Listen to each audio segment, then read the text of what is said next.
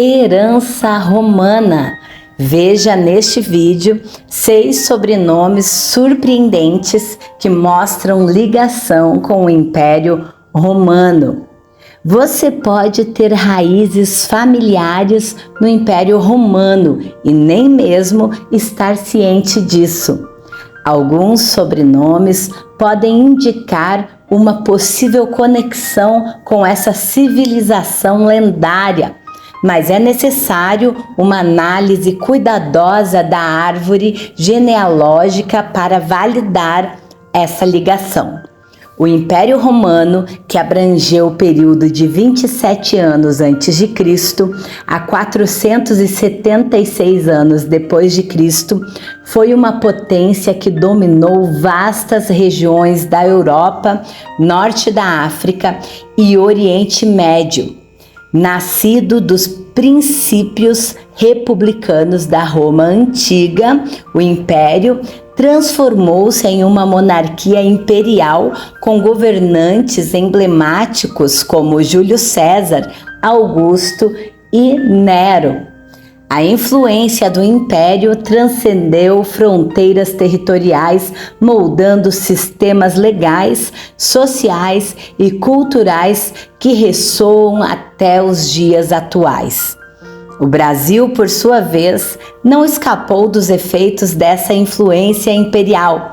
Se você se pergunta sobre suas possíveis raízes na civilização romana, é possível explorar a história de sua família, realizar exames de DNA para identificar ancestrais e investigar se há alguma ligação entre o Império Romano e o seu próprio sobrenome. Portanto, neste vídeo vamos destacar 6 sobrenomes com origens em Roma para entender essa possível relação. Aquino. Este sobrenome, ele vem totalmente de origem latina e pode estar relacionado ao nome de uma antiga cidade romana chamada Aquino, localizada na região central da Itália. Olha que interessante. Se você possui o sobrenome Aquino, quem sabe você é realmente descendente aí desse Império Romano e da Itália aí com seus ancestrais. Precisa investigar para saber realmente mais sobre o brasão da sua família, sua origem, sua descendência, e é muito bacana mesmo quando isso é possível. Aquino significa algo de nobre, um nome que é aquele que nasceu em Aquino, isso mesmo, nascido habitante de Aquino, sobrenome de origem italiana. Ele surge como forma de identificar as pessoas que nasciam ou habitavam uma região na Itália, como essa região de Aquino, que muita gente nasceu lá, descendeu de lá. Vamos a outro sobrenome. Outro sobrenome que nós vamos falar aqui é o sobrenome Correia, derivado do latim corrigia, que significa tira de couro. Este sobrenome pode ter se originado a partir de um termo utilizado na Roma antiga para descrever uma peça de vestuário. Olha que interessante a origem do sobrenome Correia. Pode ser originado aí na Roma antiga, algo interessante. E você carrega, você que está ouvindo e vendo esse vídeo, você carrega aí o sobrenome Correia? O que significa esse nome? Tira de couro, um gênero específico de plantas, de osmáceas. Acredita-se também que o sobrenome Correia tenha 2 origens. Olha que interessante, porque o Império Romano era muito grande. Então, poderia ser a origem de Correia é uma portuguesa e também pode derivar aí, pode vir aí também de uma espanhola. Então, Correia, nós já podemos entender que no Império Romano poderia descender de Portugal ou Espanha. É muito interessante mesmo estudar mais sobre esse sobrenome e sobre o brasão da família Correia, que significa tira de couro. Muito legal mesmo. E agora nós vamos para o terceiro brasão que nós vamos falar desse sobrenome aí, é o brasão da família Silva. Silva, muito conhecido, de origem latina, esse sobrenome significa floresta ou selva. Na Roma Antiga, Silva era uma palavra usada para se referir a áreas arborizadas ou florestas. Olha que coisa maravilhosa e extraordinária a origem do brasão desta família. Conhecendo um pouco mais sobre essa história que descende aí, quem sabe, do Império Romano. E tu, carrega Silva no seu sobrenome? Eu conheço várias pessoas com o sobrenome Silva. E aí fica uma possibilidade desta família ela ser descendente do Império Romano. Família Silva é um sobrenome de origem bastante popular e acredita-se portuguesa. E aqui no Brasil ela é muito conhecida. De certa forma, é possível até dizer que é mais popular no Brasil que no próprio Portugal. Outra família que pode descender do Império Romano é a família Macedo, originário do latim Macedo. Este sobrenome pode ter sido utilizado para indicar alguém de descendência macedônica, uma região que foi incorporada ao Império Romano. Muito interessante. Nós vemos numa das viagens missionárias do apóstolo Paulo, quando o anjo aparece para ele e manda ele passar a Macedônia. Significa então que vive perto do local onde há macieiras. Olha que interessante, macieiras em abundância. Uma pessoa que nasceu no lugar onde há muitas maçãs. Então, Macedo pode-se dizer que é um sobrenome de origem portuguesa e é caracterizado como toponímico, pelo fato de ter surgido para identificar as pessoas que nasciam ou habitavam um lugar caracterizado pela abundância de macieiras. Olha que interessante o sobrenome Macedo. E você? Vamos mais um? Outro brasão muito interessante é o brasão Nunes.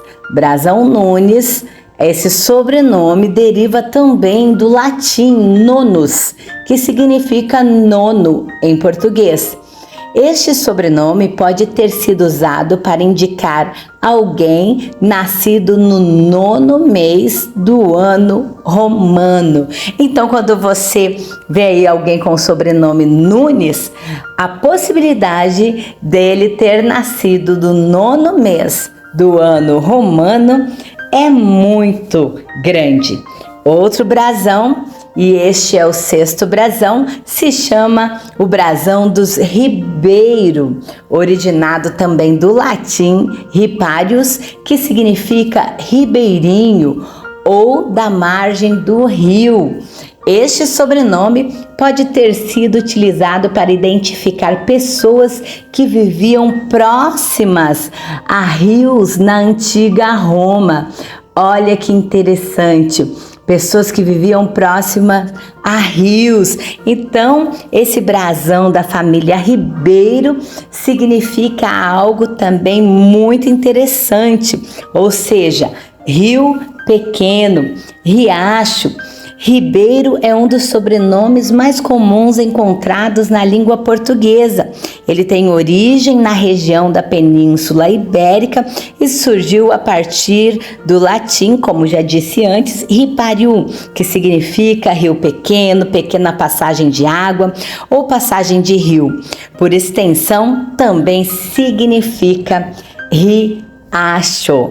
Olha que interessante. Será que você carrega aí no seu sobrenome um desses 6? Se você carrega, provavelmente você descende sim do Império Romano, onde abrangia muitos territórios, inclusive Espanha, Portugal.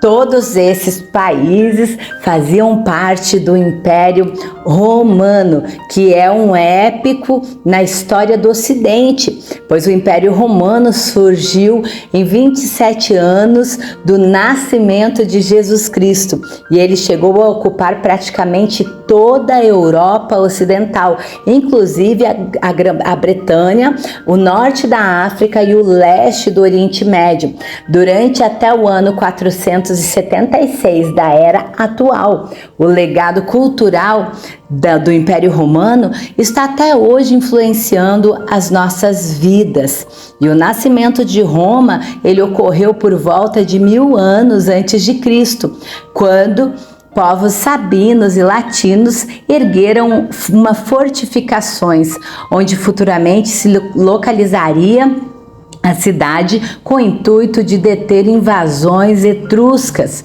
Foi a origem do que viria a ser o Império Romano. A história conta uma origem mítica para a criação da cidade, a partir da lenda dos irmãos gêmeos Rômulo e Remo. Eles teriam sido abandonados ao nascerem e foram salvos graças a uma loba que os acolheu e os amamentou. Diz a lenda que, após crescerem, teriam derrotado o usurpador do trono de seu avô e fundado Roma. Rômulo teria sido o primeiro rei de Roma, dando origem a uma monarquia, depois sucedida por uma república conquistadora, sendo esta, por sua vez, sucedida por um império. Toda essa história do Império Romano você pode aprender neste vídeo, para que você entenda a vasta dimensão territorial do que foi o Império Romano. Olhe para um mapa deste império com muita cautela. Então você vai conseguir entender o mapa da Itália em formato de uma bota, que indica a capital, Roma. Agora, se você examinar a parte outra do mapa verde, você vai ver o domínio da civilização romana, que se originou em um pequeno povoado da Península Itálica. Isso é incrível. Este foi muito incrível mesmo, a história de como os romanos conseguiram a façanha, parte então de conquistar muitas outras regiões e se formar esse vasto Império Romano. Então, a primeira forma de governo em Roma que você precisa entender é que foi a monarquia. E durante a monarquia, a sociedade estava dividida entre patrícios, grandes proprietários rurais, e plebeus, os comerciantes, camponeses, pequenos proprietários de terra. O Senado, então, era formado exclusivamente por patrícios. Essa corte era uma instituição importante, sendo que o rei acumulava funções executivas, judiciais e religiosas. O último rei de Roma foi Tarquínio. expulso de Roma pelo Senado. Então chega-se à República. O Senado aboliu a monarquia e implantou a República. Dentre os períodos que normalmente se divide a história de Roma, a República é um dos pontos fortes. As maiores conquistas territoriais de Roma ocorreram durante a República, mas a hegemonia patrícia foi pouco a pouco combatida pelos plebeus. Além de ocuparem as fileiras do exército e garantirem a segurança dos domínios de Roma, os plebeus começaram a exigir leis que lhes garantissem maiores direitos.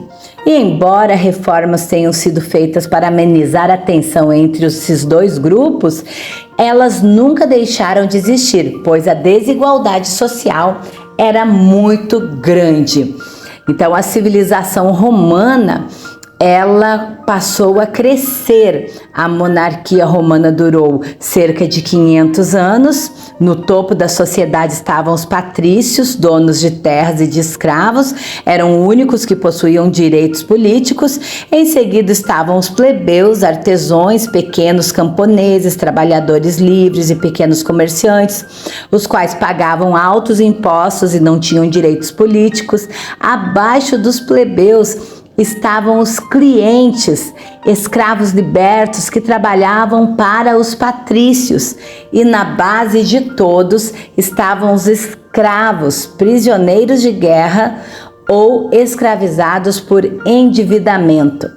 O rei era a figura central na época da monarquia romana. Ele foi destronado por uma revolução patrícia. Os patrícios que compunham o Conselho de Anciões se revoltaram com o último rei de Roma, Tarquínio, o Soberbo, conhecido ele como Soberbo, fundando assim a República. A partir de então, o Senado passa a decidir as principais questões políticas de Roma. Além do Senado, existiam outras assembleias, a Curiata, a Centuriata, as tribais. O Senado inicialmente é dominado exclusivamente pelos patrícios, que governavam de acordo com seus interesses. Os poderes executivo e judiciário estavam nas mãos das magistraturas, cônsules, questores, edes, pretores. Já na segunda década republicana, surgem revoltas plebeias, marcadas por greves. Os plebeus reivindicavam principalmente o direito à representação política. Eles conquistaram esse direito com a criação dos tribunos da plebe, que podiam vetar decisões do Senado. E a escravidão na civilização romana? Na sociedade romana, uma classe que aumentou muito seus números durante a República foram, sim, os escravos. Estes eram capturados em guerras durante a expansão e a produção começou a depender cada vez mais da força do seu trabalho.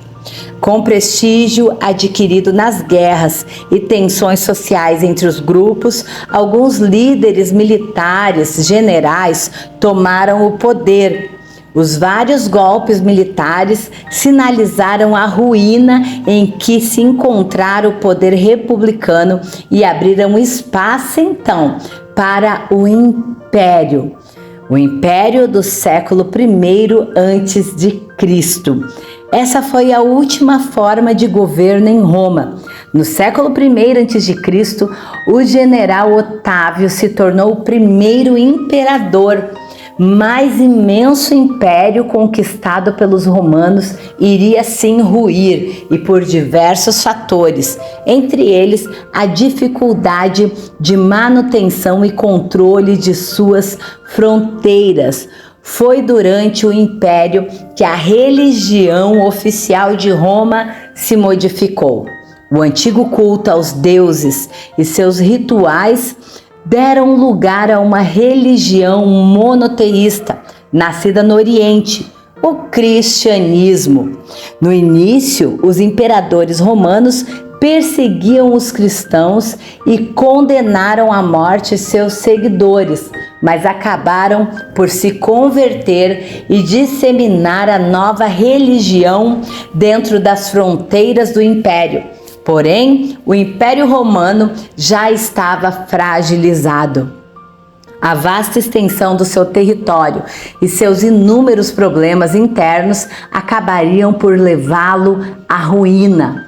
Nem mesmo a divisão do império em duas partes foi capaz de evitar a sua queda. Por volta do século III, as invasões bárbaras deram o último golpe que dissolveu o Império Romano do Ocidente. Apesar dos romanos terem sido derrotados, preste atenção nesta parte importante. Suas práticas, conceitos, saberes e a religião cristã ajudaram a moldar a feição do mundo ocidental que estava por surgir. Da junção entre saberes bárbaros e romanos se formou a Europa feudal. Confira então mais sobre este assunto. O Império Romano foi o maior da antiguidade clássica. Seu apogeu, seu território reuniu uma população acima de 70 milhões de pessoas. Nas sociedades ocidentais, seu legado abrange vários âmbitos, desde o idioma, cultura, arquitetura, religião, até leis e formas de governo.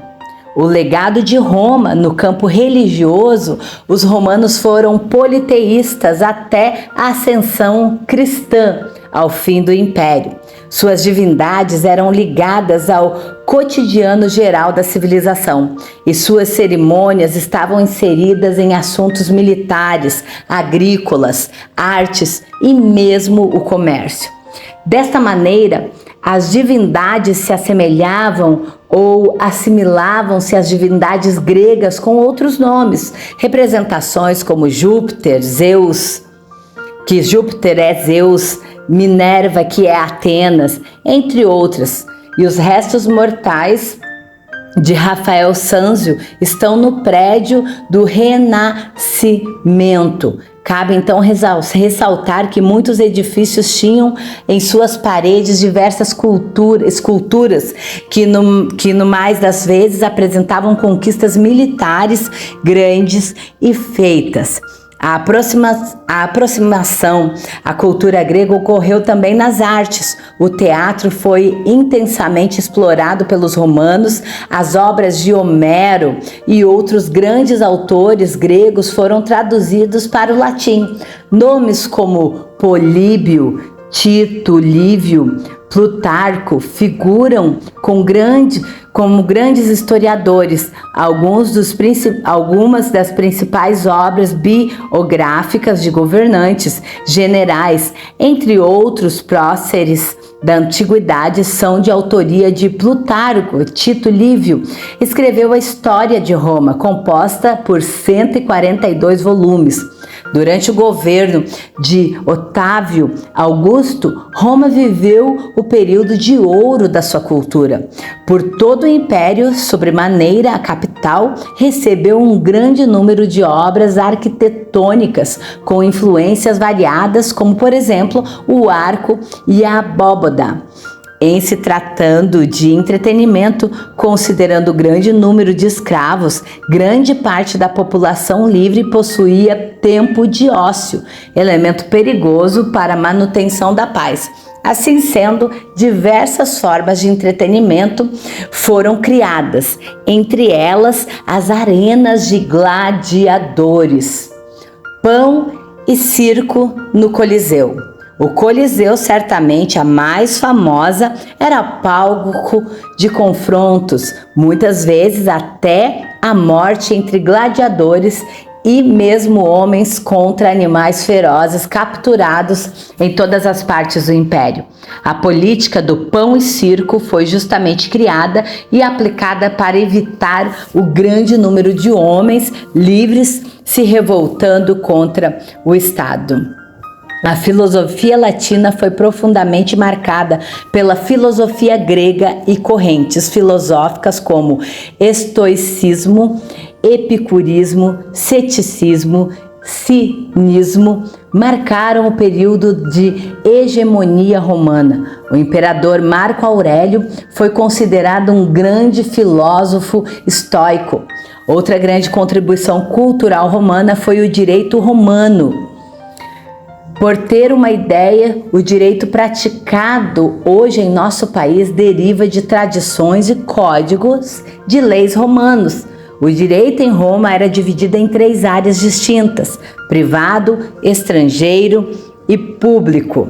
As leis romanas, a partir do período republicano, seriam compiladas no Código Civil. Além disso, algumas expressões comuns no mundo jurídico provêm de Roma e de seu idioma, o latim. Além disso, o português, o francês, o italiano e o espanhol, entre outros idiomas, derivam diretamente do latim. Habeas corpus, habeas data, stricto sensu, são todas palavras descendem do latim. Por fim, desde o início do Império, a partir do governo dos primeiros imperadores, o cristianismo, doutrina baseada nas pregações e vida de Jesus Cristo, foi proibida e perseguida pelo Estado romano. No entanto, já no caso do Grande Império, Constantino, imperador, liberou e ajudou a organizar a religião e, por fim, de proibido, o cristianismo viria a se tornar um dos maiores legados da cultura e período da dominação romana para as civilizações ocidentais. Basta observar que a própria hierarquia católica segue o padrão do Império, sendo o Papa, dentro da doutrina católica, comparado à figura do imperador. E como se deu o declínio e o término, o fim do Império Romano? Ao final da Idade Antiga, segundo a divisão clássica da história ocidental e início da dita Idade Média, por volta do século IV, o Império Romano do Ocidente sofria com as diversas invasões dos povos bárbaros. Já a sua sede no Oriente, conhecida como Império Bizantino, sendo sua capital Constantinopla, hoje conhecida como Istambul, essa dimensão oriental do Império Romano foi, aos poucos, tornando-se uma das potências mais influentes na região entre Europa e Ásia da época. Após uma série de invasões bárbaras, saques e destruição, Roma, que liderava o Império do Ocidente, foi definitivamente tomada em 476 d.C. Esse foi o fim do Império Romano do Ocidente. E a partir de então existiu apenas o Império Romano do Oriente, chamado posteriormente como Império Bizantino.